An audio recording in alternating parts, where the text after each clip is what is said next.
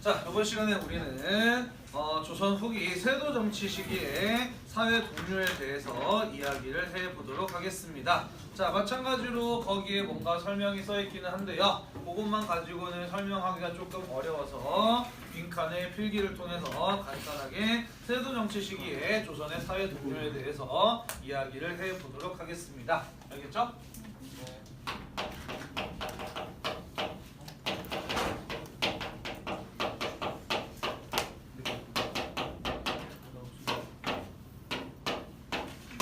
세도 정치 시기의 사회 동료에 대해서 이야기를 해보도록 하겠습니다.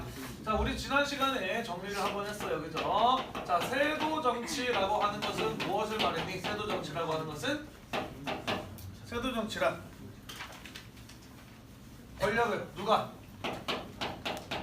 어느 한 궁당이 아니라 특정한 가문, 안동 김씨나 흥남 조씨와 같은 특정 가문이 권력을 독점하는 형태를 가지고 세도 정치라고 이야기를 했어요. 정확하게 권력은 어디서부터 나오느냐?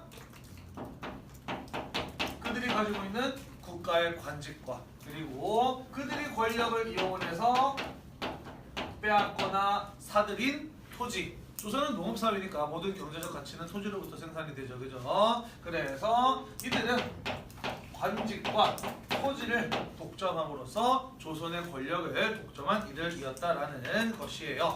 자, 그리고 이들은 그러한 특권을 계속 유지하기 위해서 관직을 선발함에 있어서 돈을 주고 관직을 사고 파는 매관 매직 같은 것들이 이루어지게 되었고, 나아가서 돈을 주고 관직을 사고 판 사람들의 경우에는 자기가 관직을 사는 데 돈을 들인 것이 있기 때문에 그만큼을 백성들로부터 뽑는다라고 이야기했어요. 그래서 그것은 농민에 대한 수탈로 이어지게 되었다라고 이야기를 했었습니다. 자, 이런 상황 속에서 조선에서는 어떠한 사회적인 변화가 일어나게 되었는지 같이 한번 이야기를 해보도록 합시다. 자, 세도 정치 시기에 대다수의 양반들의 경우에는 그 이전보다 살기가 좋아졌을까 나빠졌을까? 대다수의 양반들은 세도 정치 시기에 살기가 좋았을까 나빴을까? 좋아요? 아니죠. 대다수의 양반들의 경우에는 세도 정치 시기에 대부분 몰락을 하게 됩니다. 자, 왜 몰락을 하게 되느냐? 이유는요. 양반은 조선 후기로 가게 되면서 세습적 신분 계층, 특권 신분층을 말하는 의미로 사용되었지만 원래 양반의 사전적인 의미는 뭐였니? 그쵸. 문반과 무반. 과거를 통해서 관직을 가진 사람들을 의미했어. 따라서 아무리 내가 양반 집안에서 태어났다고 하더라도 적어도 우리 집안에 한두 명쯤은 관직에 진출한 사람이 있어야 제대로 된 양반의 대접을 받을 수가 있었다라는 것이죠. 자, 그런데 지금 우리 집안에서 한두 명 정도가 과거에 합격하기 쉬울까 어려울까? 거의 불가능해요. 왜? 특정 가문이 관직을 독점하고 있기 때문이에요. 그죠? 자, 그러므로 대다수의 양반들의 경우에는 관직을 갖기가 어려웠기 때문에 가지지를 못했기 때문에 그들은 양반으로서의 사회적 권위를 점차 잃어가게 되었다라는 것이에요. 자, 게다가 먹고 살기 위해서는 뭐가 필요하느냐? 땅이 있어야 돼요. 그죠? 토지가 있어야 되는데 이들은 토지도 가지고 있지 못해. 왜?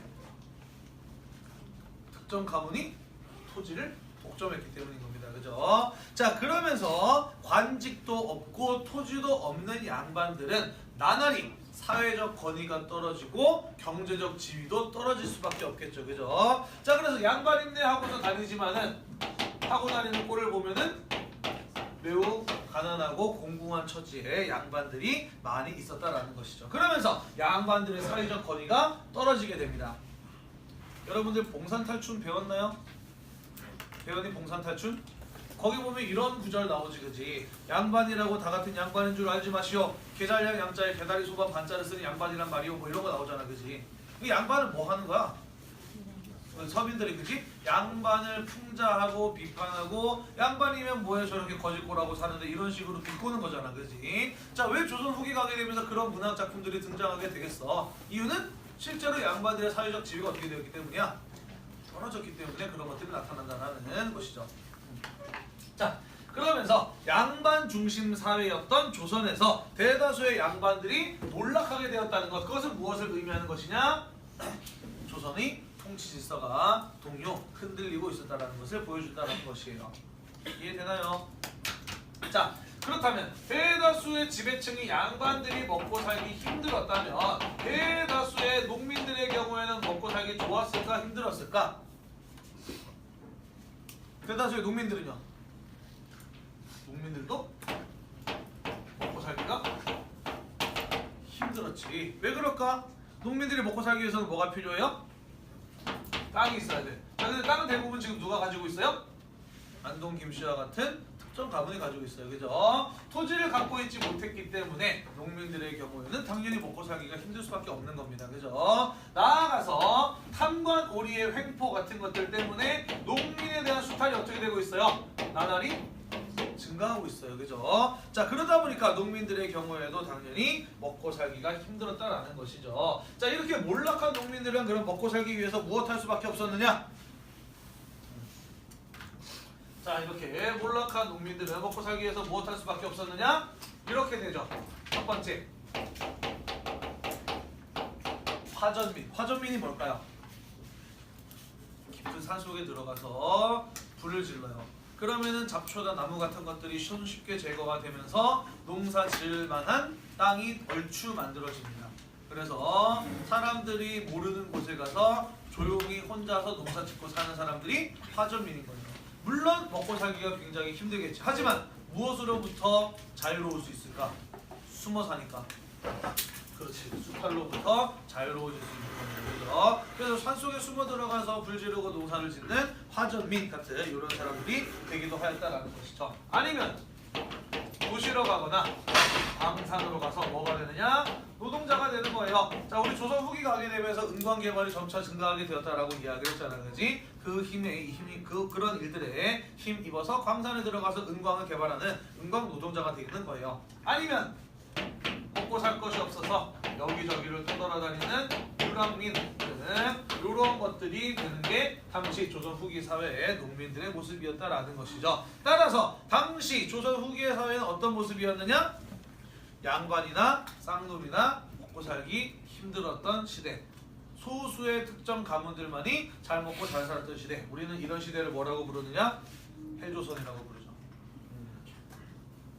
그야말로 세도 정치 시기의 조선은 헬조선이었다라고 부를 수가 있다라는 것입니다. 자, 결국 이런 사람들 전부 다 무엇으로 쌓이게 되는 것일까요? 나는 열심히 살아왔는데 아무리 노력해도 이 가난으로부터 벗어날 수 없어. 당연히 그러한 불만은 누구를 향하게 되겠어? 국가와 사회 그리고 지배층을 향하게 되겠죠. 그죠? 자, 그러면서 점차 사회에 불만을 가진 세력들이 쌓이게 되었다. 누적되었다라는 것이에요. 사회에 불만을 가진 세력들이 점차 누적되었다라는 것입니다.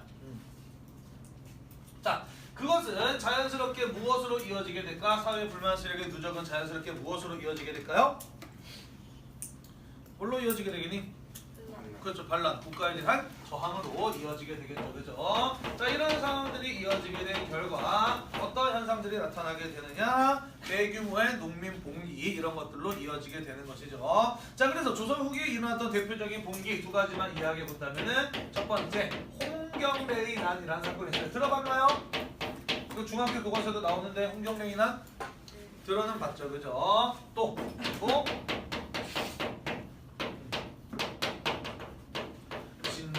농민 봉기 같은 이러한 사건들이 일어나게 되는 것입니다. 1862년 홍경래의 난이라든지 1862년에 진주 농민 봉기 같은 이러한 사건들로 이어지게 되었다라는 것이에요. 자, 이 두 개의 사건은 당시 조선이 겪고 있었던 이런 어떤 사회 구조적인, 사회 경제적인 문제를 가장 잘 보여준 사건들이다라고 볼 수가 있습니다.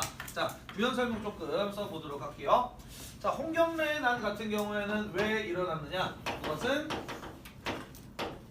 서독민에 대한 차별 때문에 일어났어요. 여기서 말하는 서독민이란 뭘 말하는 것이냐면은 평안도 지방, 북한의 평안도 지방을 말하는 것이고요. 자, 여기 같은 경우에는 과거 고려시대 때 우리나라 땅이 아니다가 조선시대 가게 되면서 우리나라 땅이 된 것이거든요. 그래서 조선 사람들이긴 하지만 평안도 사람들의 경우에는 뭐랄까? 약간 2등 시민?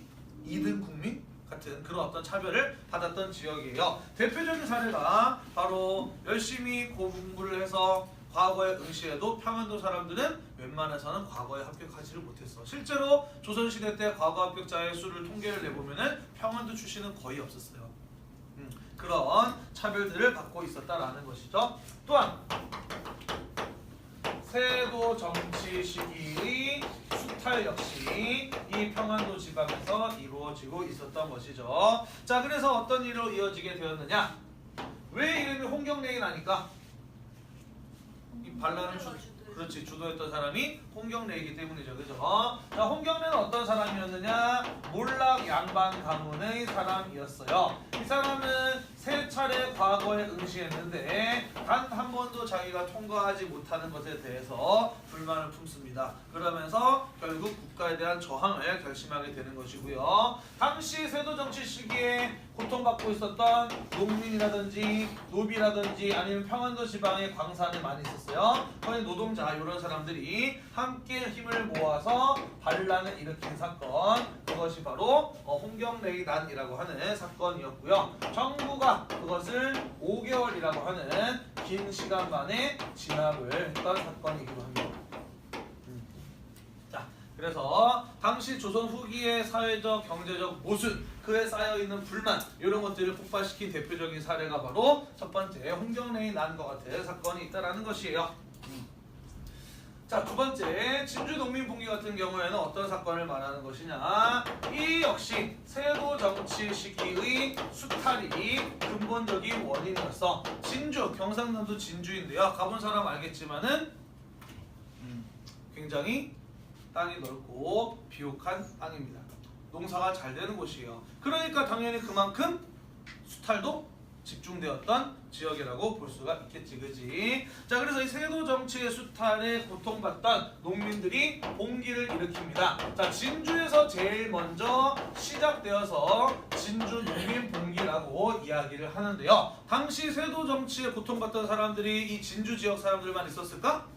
아니었겠죠, 그죠? 여기에서 봉기가 시작이 되자 안 그래도 세도 정치에 대해서 고통받고 불만을 가지고 있었던 사람들이 여기저기서 그 반란에 동조하기 시작합니다. 그러면서 진주에서 시작된 농민봉기가 전국으로 확산되었던 사건. 당시 세도 정치 시기에 조선의 사회 경제적 문제가 가장 잘 드러났던 사건이 바로 이 진주 농민봉기라고 하는 사건이었다라는 것이에요.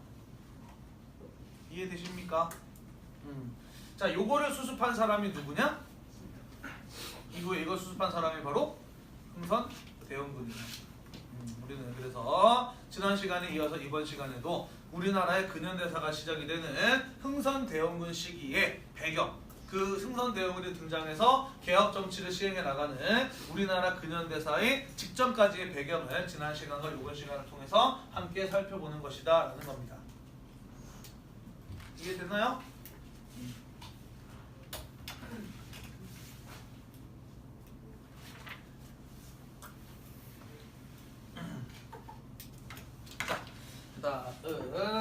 다른 내용 하나 더, 조선의 사회적 변화 다른 내용도 하나 더 이어서 살펴보도록 하겠습니다. 학생들이 많이 갈까? K뮤직 얘네 반에도 있니? 실내악반이나 뭐 하는 사람들? 없니? 갈 사람들은 있나? 어디서 하는 거야? 우리 학교에서 하는 거잖아, 그렇지? 오산대 가서 하는 거야? 아, 대학교 가서 하는 거네. 그렇네. 얘네 무슨 돈으로 이렇게 팜플렛도 만들고 포스도 만들고 했을까?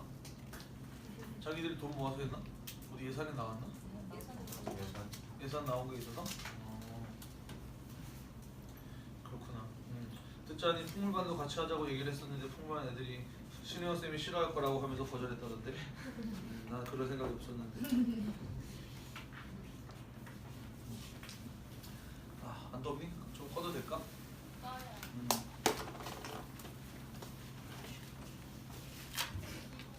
겨울은 겨울이네요. 무지하게 춥네요.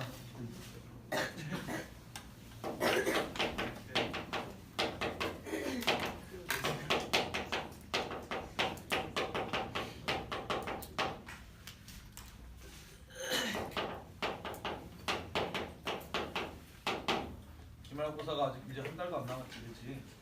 12월 17일인가요? 걱정이다. 진도를 많이 보내서. 자, 아무튼 두 번째 이어서 상품화폐 경제의 발달 부분으로 넘어가 보도록 합시다. 상품화폐 경제의 발달 부분. 자, 상품화폐 경제라고 하는 것은 무엇을 말하는 것이냐? 돈을 주고 물건을 사고 파는 경제를 말합니다. 자, 조선 후기로 가게 되면서 농업 생산력이 향상되면서 먹고 남는 것들이 발생을 하기 시작을 해요. 그러면서 먹고 남는 것을 가지고 사람들은 자신의 삶을 더 풍요롭게 하기 위해서 원하는 것들을 구매하기 시작을 하죠. 또 뭐 대동법의 시행 등으로 인해서 지금까지 나라에서 특산물을 세금으로 걷던 것을 쌀이나 돈이나 면으로 대신 걷고 나라에서 필요한 물건을 시장에 나가서 구입하는 형태로 바뀌었어요. 그죠? 그러면서 국가가 많은 물건을 사들이니까 당연히 물건을 팔려는 사람도 나타나고 물건을 만드는 사람도 나타나게 되죠. 뭐 이런 여러 가지 요인들이 결합이 되면서 조선 후기 가게 되면서 돈을 주고 물건을 사고 파는 경제가 발달을 하게 됩니다. 자, 그러면서 어떠한 사회적 변화가 일어나게 되었는지 같이 한번 살펴보도록 할게요. 자, 어떤 사람들이 등장하게 되느냐? 농민인데요. 땅을 많이 가지고 있거나 아니면 시장에서 잘 팔리는 담배, 인삼, 고추 이런 것들을 집중적으로 농사를 지어서 많은 돈을 쌓은 부자 농민이 등장을 하게 돼요. 우리는 그런 사람들을 뭐라고 부르느냐? 부농이라고 이야기를 합니다. 또 돈을 주고 물건을 사고 파는 경제가 발달하게 되니까 당연히 그러한 상황에 잘 적응해서 많은 돈을 번 상인, 거대한 상인 이런 사람들이 등장을 하게 되겠죠. 그죠? 또 어떤 사람들도 성장을 하느냐? 역관들도 성장을 합니다. 역관이 뭔가요? 역관이 뭐죠? 역관? 통역하는 사람입니다. 통역관. 자, 통역관들은 왜 성장을 하느냐? 이 사람들은 왜 성장할까?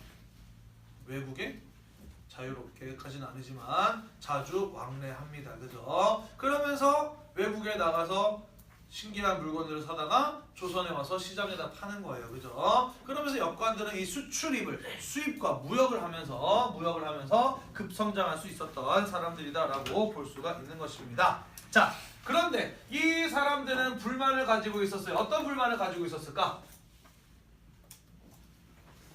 나는 돈이 많아. 잘 먹고 잘 살아요. 그런데 사회적으로 그것을 인정받나요? 신분적으로 이 사람들 뭐예요? 상놈이야. 그죠? 양반이 아니에요. 그죠? 자, 그래서 자신들의 그러한 경제적 지위와 사회적 지위가 일치하지 않는 것에 대해서 불만을 갖게 됩니다. 그러니까 어떤 행동을 할까요? 돈은 많은데 양반이 되고 싶으니까 어떻게 하겠어? 그쵸? 돈을 주고 양반의 신분을 사겠죠. 그죠? 자, 합법적인 방법에는 어떤 것들이 있었느냐? 납속책이라든지 공명첩이라든지 아니면은 군공 이러한 방법들이 있었어요. 자, 역순으로 얘기해보면은 군공은요 전쟁터에 나가서 공을 세우는 거야. 그러면 양반의 신분으로 업그레이드가 되기도 했어요. 납속이나 공명첩은 뭘 말하는 것이냐면은 임진전쟁과 병전지쟁 이후에 나라에서 돈이 없다 보니까 나라에서 장사를 했어. 무슨 장사를 했느냐? 양반 신분 장사를 해요. 그래서 양반이 되었다라고 하는 증서를 줍니다. 그러니까 양반이라고 하면 관직을 가지고 있는 사람들이잖아. 그지? 그래서 실제로 하는 일은 없지만 명예직으로서 관직의 임명장을 줍니다. 대신에 그 관직 임명장에는 이름 쓰는 칸이 비어져 있어요. 돈을 내면은 그 빈칸에다가 이름을 써주는 거야. 그게 바로 빌공자 이름 명자를 써서 공명첩이라고 하는 거예요. 이해되니? 나라에다가 돈 내고 양반의 신분을 얻는 것을 가지고 납속 또는 공명첩이라는 이런 어떤 방법들이 있었다라는 거예요. 자, 이런 것들은 합법적인 방법이고 합법적이지 않은 방법들은 어떤 것들이 있었을까? 자, 나는 양반이다라고 이야기를 하면은 무엇이 내가 양반임을 증명해 줄 수 있니? 우리 집은 양반이에요. 우리 집에 뭐가 있기 때문이에요. 뭐 이런 사람은 어떤 얘기 할 수 있을까? 내가 양반임을 증명할 수 있는 거 뭐가 있을까? 우리 집안은 양반 집안이야 라고 하려면 뭐가 있어야 돼? 가부? 가보? 비슷한데? 가문? 우리가 양반 가문임을 증명한 거고 집안 대대로 이 조상님도 양반이었고 이 조상님도 양반이었어. 그렇지. 족보가 있어야지, 그지? 족보가 있어야 우리 집안 대대로 양반이어서라고 하고 이제 증명을 할 거 아니야, 그지? 자, 그래서 어떤 식이었느냐? 족보를요 구매하거나 혹은 위조하는 방식으로 양반을 불법적으로 사칭하는 일도 나타나게 되었다라는 거예요. 자, 오늘날 우리나라 사람들 중에서 성이 없는 사람도 거의 다 없어요. 그죠? 대부분 다 성을 가지고 있고 다 대부분 다 우리 집은 원래 양반 집안에 뭐 이런 식으로 이야기를 많이 합니다. 그죠? 하지만 원래는 조선 전체에 통틀어서 양반은 10% 정도밖에 안 됐어요. 나머지 사람들의 경우에는 이러한 방법들을 통해서 성씨를 가지게 된 사람들이라고 볼 수가 있죠. 그럼 어떤 사람들이 족보를 팔까? 어떤 사람이 족보를 팔겠니? 그렇지. 우리 여기 봤잖아요. 그죠? 대부분의 양반들이 몰라 그랬다는 거지. 당장 먹고 살 게 없는데 그지? 신분에서 팔아야 될 거 아니야. 그지? 그래서 돈 많은 사람들한테 족보를 팔고 이 사람들은 먹고 살고 그 사람들은 자신들의 사회적 지위를 상승시키는 것입니다. 그죠? 자, 그래서 이러한 현상들이 일어나게 되면서 어떠한 변화가 일어나게 되느냐? 이런 것들을 통해서 이 사람들은 양반의 신분을 얻게 됩니다. 양반의 신분을 획득하게 되는 것이에요. 자, 그러면서 조선 후기로 가게 되면서 조선 전기에 비해서 양반의 숫자가 어떻게 됐을까? 양반의 수 어떻게 될까요? 그렇죠. 엄청나게 늘어나게 되겠죠. 그죠? 양반의 숫자가 엄청나게 늘어나게 된다라는 것입니다. 자, 이것은 무엇을 보여주는 것이냐? 양반이 왜 조선사회의 지배층이었느냐? 되기가 어렵고 그 숫자가 소수이기 때문에 그들이 누리는 권리가 특권이었던 거예요. 그 특권을 바탕으로 이들은 조선 사회를 지배했던 것입니다. 그죠? 자, 그런데 많은 사람들이 다 가지고 있는 권리, 그것을 특권이라고 볼 수가 있나? 아니에요. 그죠? 무슨 말이냐면은 양반의 수가 증가했다고 하는 것은 점차 양반의 특권이 약화되었다. 그러면서 양반 중심의 신분 질서가 흔들리고 있었다라는 것을 보여주는 사례라는 거예요. 이해되시죠? 자, 양반의 수가 늘어나게 되면 변하는 게 하나 더 있어요. 뭐가 변하느냐?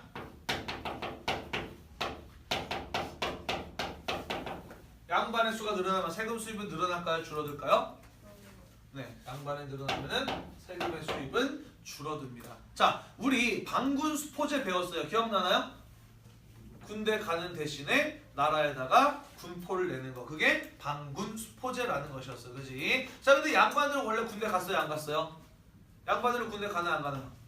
안 가요. 그죠? 그러니까 양반들은 군대 안 가는 대신에 나라에다가 세금 낼 필요 있어요? 없어요? 없어요. 그죠? 그런데 그 양반의 숫자가 어떻게 됐어요? 늘어났어요. 그죠? 당연히 그러니까 군대 안 가는 대신에 내는 세금의 수입도 어떻게 되는 거예요? 줄어들게 되는 것이죠. 그죠? 자, 이게 국가 입장에서는 굉장히 큰 문제였단 말이야. 어떻게 하면은 다시 국가에 들어오는 세금 수입을 늘릴 수 있을까?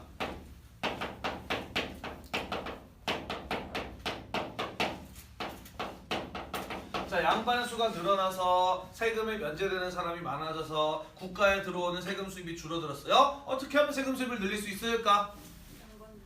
그렇지. 사실은 양반들에게도 세금을 걷는 게 가장 확실하고 효과적인 방법입니다. 그죠? 자, 그런데 그런 결정권 누가 가지고 있어요? 누가 가지고 있지? 왕? 왕도 있지만 왕이 양반들도 세금 내라고 하면 양반들이 가만히 있을까?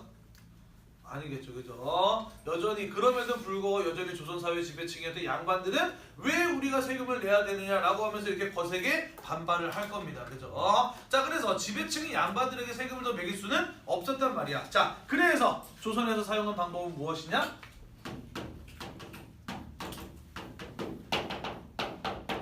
노비를 해방시킵니다. 왜? 노비 원래 군대 가요 안 가요? 안 가요. 얘네는 의무가 없기 때문에, 권리가 없기 때문에 의무도 없어요. 그죠? 사람이지만 사람이 아니기 때문에 군대에 안 가도 되고 세금도 안 내도 되는 이들이었던 것이죠. 근데 노비가 해방되면 어떻게 해야 돼요? 세금을 내야 되겠죠. 그죠? 자, 그래서 노비의 숫자를 줄이고 평민의 숫자를 늘림으로써 세금 수입을 더 늘리고자 했다라는 것이에요. 자, 근데 여기서 말하는 해방된 노비는 어떤 노비들을 말하는 것이냐? 개인 소유의 노비를 나라에서 해방시킬 수 있을까 없을까? 그러기는 어려워요. 그죠? 양반들이 또 반발할 거 아니야. 그지? 그래서 국가 소유의 노비, 공노비를 해방을 시킵니다. 자, 노비의 종류는 두 가지가 있어요. 개인이 가지고 있는 노비, 사노비, 국가 소유의 노비, 공노비 두 가지가 있어요. 이 중에서 누굴 해방시켰다고? 공노비를 해방시켰다고. 자 그러면은 그 모습들을 보면서 사노비 개인이 소유하고 있는 노비들은 아 부럽다 나도 공노비 할 걸 그냥 생각하고 말았을까? 아니에요. 어제만 해도 똑같은 노비였는데 쟤는 국가 소유 노비라는 이유 때문에 하루아침에 일반 양인이 되고 자유의 몸이 됐단 말이야. 얼마나 샘나고 부럽겠어. 그지? 어떻게 하느냐? 튑니다. 어차피 내가 날 모르는 아무도 모르는 동네에 가서 나 사실 공노비였다. 근데 해방돼서 여기 왔다. 라고 하면 누가 확인할 거야? 확인할 길이 없어요. 그죠? 자, 그래서 노비들이 해방이 되거나 도망을 가기도 하는 겁니다. 예전에 그 장혁이 주연한 드라마 있잖아요. 그 마지막 장면에 언녀는 하면서 막 하면서 막 이거 먹다가 막 하는 거 뭐지 그거? 추노 그지? 실제로 그 장혁이 도망간 노비를 잡아오는 추노꾼의 역할을 연기했던 거잖아. 그지? 실제로 조선 후기에 그런 추노꾼들이 꽤 많이 활동을 했어. 왜? 노비들이 무지무지 많이 도망갔기 때문이에요. 사실 별로 효과가 없었다고 해요. 잡아와도 어차피 또 도망가고 막 그랬다니까. 자 아무튼 이런 일들이 일어나게 되면서 노비의 숫자는 어떻게 되나요? 노비의 숫자는 줄어들게 되겠죠. 그죠? 감소하게 되겠죠. 자 양반의 숫자가 늘어났다. 그리고 노비의 숫자가 줄어들었다. 이것은 무엇을 말하는 것이냐? 지금까지 이 양반이라고 하는 신분 계층이 가지고 있는 특권을 바탕으로 조선 사회를 지배하는 그러한 신분 질서를 만들어 놓았었는데 조선 후기로 가게 되면서 그런 양반 중심의 신분 질서가 점차 흔들리고 있었다라는 것이에요. 그러면서 신분 간의 격차, 신분 간의 차별이 점차 커지고 있니 줄어들고 있니? 신분 간의 격차가 점차 어떻게 되고 있어요? 줄어들고 있어요. 그죠? 점차 우리나라 사회가 어떤 방향으로 나아가고 있어?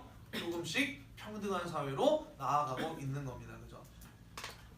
이해되나요? 조선 사회가 근대 사회, 근현대 사회에 접근하고 있었음을 보여주는 사례라는 것이에요. 그래서 헬조선 속에서도 조금씩 사회가 발전하는 모습은 안에 잠재되어 있었다라는 것입니다. 그런 변화들을 볼 수가 있었다라는 것이에요. 자 이런 얘기를 하면은 아 되게 먼 옛날 얘기구나 나랑은 전혀 상관없는 얘기다라고 생각할 수도 있는데 사실은 그렇지 않아요. 오늘날 우리와도 굉장히 밀접한 관련이 있습니다. 적어도 여러분들 할머니 할아버지 세대까지 가면은 꽤나 가까운 이야기가 될 거예요. 선생님의 얘기를 해볼까요?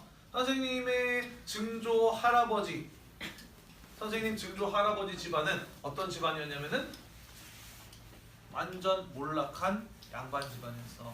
경상남도 영산이라는 곳에서 살고 있었던 양반 가문이었는데 세도정치 시기에 세도정치 전까지만 해도 집안에 양반 가문 하나둘씩 이제 나오긴 했어요.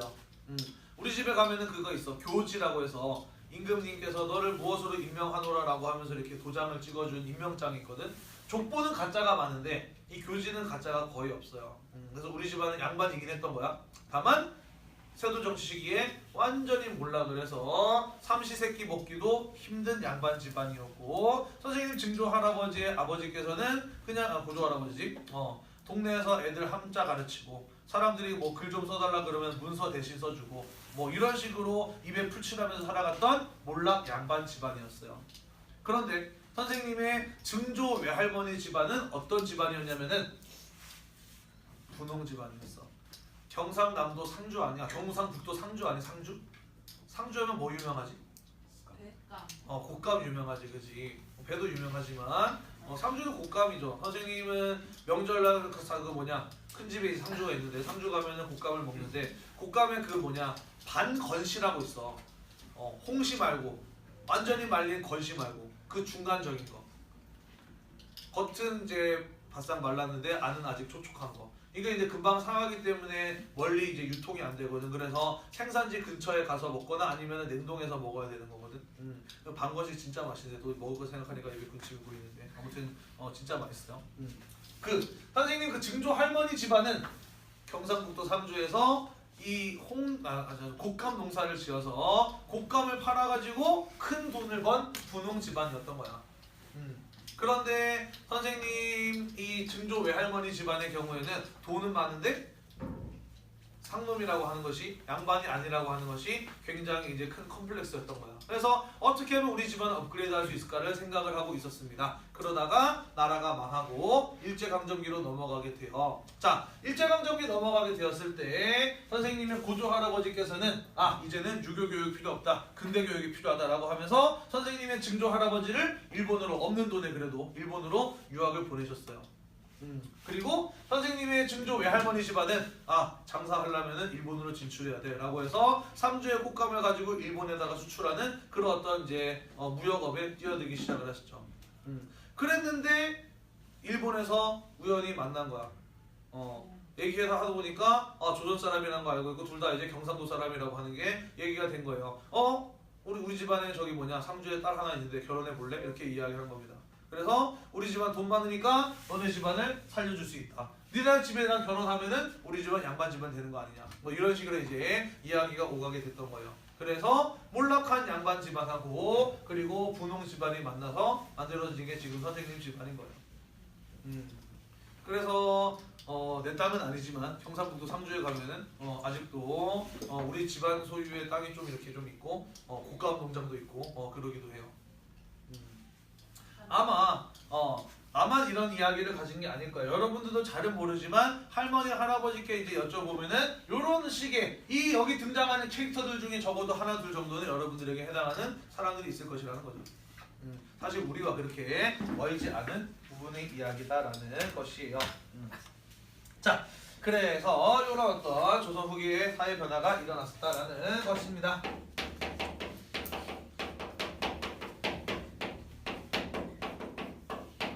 자, 그러면 양반들의 경우에는 자신들이 이렇게 사회 경제적 지위가 약화되는 것을 그냥 가만히 손 놓고 있었을까? 아니었겠죠. 어떻게 해서든지 자신들의 특권을 유지하기 위해서 무언가 노력을 했겠죠. 그죠? 일단 쓰고 설명할게요. 이런 어떤 양반의 사회적 지위가 약화되는 상황에 대처하기 위해서 어떠한 방법을 썼느냐? 두 개 혈연 집단의 결합을 강화합니다. 그러면서 동족 마을을 형성하기도 해요. 자, 이것은 양반의 사회적 지위가 약화되는 것에 맞선 이 양반들의 대응이기도 하지만 이것은 조선 후기로 가게 되면서 성리학적 질서가 확산됨에 따라 나타난 현상이기도 하다라는 거예요.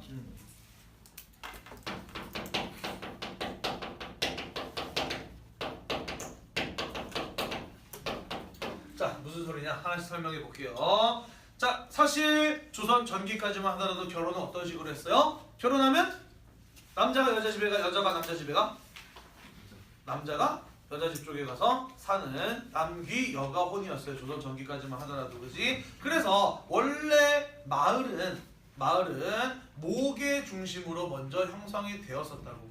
남자 결혼하면 남자가 여자 집에 가니까. 자, 그런데 성리학적 질서가 확산되면서 결혼의 방식이 친형례로 바뀌었어요. 그죠? 결혼하면 여자가 남자 집으로 가는 걸로 바뀌었지, 그지? 그러면서 같은 성을 쓰는 사람들끼리 한 군데에 모여 살게 되죠. 그죠?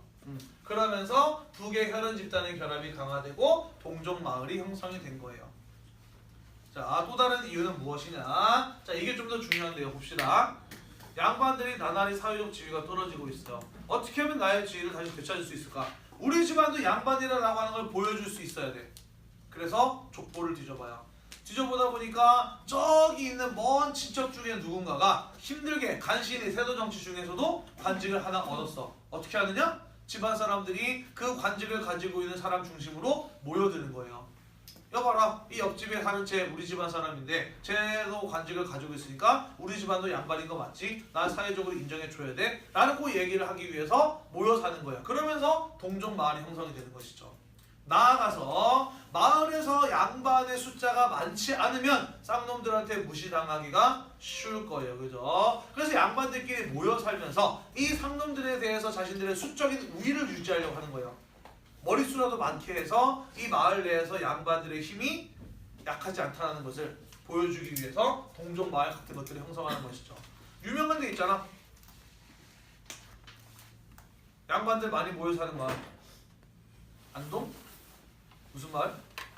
하회 마을에 들어가는 거지. 뭐 그런 것들이 대표적인 이러한 동종 마을의 모습을 하고 있는 곳들이다라고 볼 수가 있는 것이에요. 이해되시나요?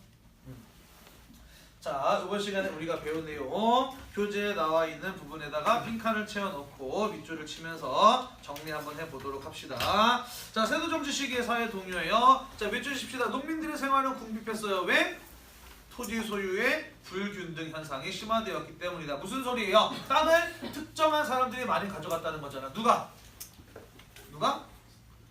그죠? 안동 김씨와 같은 세도 가문들이 많이 가져갔기 때문에 대다수의 농민들은 토지를 잃고 가난해질 수밖에 없었다. 그러면서 화전민이나 도시 광산의 노동자가 되거나 여기저기를 떠돌아다니는 유민이 되기도 하였다는 것이죠. 자, 한편 밑줄 칩시다. 상품화폐 경제가 발달하게 되어 그러면서 그 밑에 줄에 밑줄을 칠게요. 대상인 분홍 이런 사람들이 등장을 하고 또 양반이긴 하지만 경제적으로 몰락한 하층 양반 이런 사람들이 등장하게 됩니다. 이들은 전부 어떤 사람들이냐? 자신의 경제적 지위와 사회적 지위가 일치하지 않는 사람들이에요. 그죠? 당연히 그것은 사회에 대한 불만으로 이어질 수밖에 없었다라는 것이죠. 자, 그러면서 이러한 국가나 사회에 대해서 불만을 가진 사람들이 모이고 성장하게 되면서 19세기에 대표적인 어떤 봉기로 이어지게 되었으니 어떤 난? 홍경레이난이라든지 밑줄 칩시다. 진주에서 일어난 대규모의 농민 항쟁 이런 것들이 발생하기도 하였다라는 것이에요. 자, 한편 돈을 많이 벌었던 분홍이나 대상인 이런 사람들은 돈을 주고 양반의 신분을 사기 시작해요. 그러면서 양반의 숫자는 증가하게 되죠. 그죠? 자, 그런데 양반의 숫자가 증가하게 되면서 국가 수입이 줄어들게 되자 무엇해요? 노비를 해방시켜요. 그죠? 그래서 또 그걸 본 노비들이 도망을 가기도 합니다. 그죠? 그러면서 무엇의 숫자가 감소하였다? 노비의 숫자가 감소하게 되었다. 자, 그래서 이런 것들은 무엇을 의미한다는 것이냐? 양반 중심의 신분 질서가 흔들린다는 것을 보여준다는 거예요. 그죠? 자, 이에 대처하기 위해서 양반들은 어떠한 행동을 하기도 하였느냐? 어떤 혈연 집단의 결합을 강화하였다? 북의 혈연 집단의 결합을 강화하기도 하였고 무슨 마을을 형성하였다? 동종 마을을 형성하기도 하였다라는 것이에요. 정리가 좀 됐나요? 네. 자, 이번 시간에 여기까지 살펴봤고요. 다음 시간에 베트남의 사회적 변화에 대해서 마저 이어서 살펴보도록 하겠습니다. 수연아, 저거 빨간 거 한번 눌러주세요.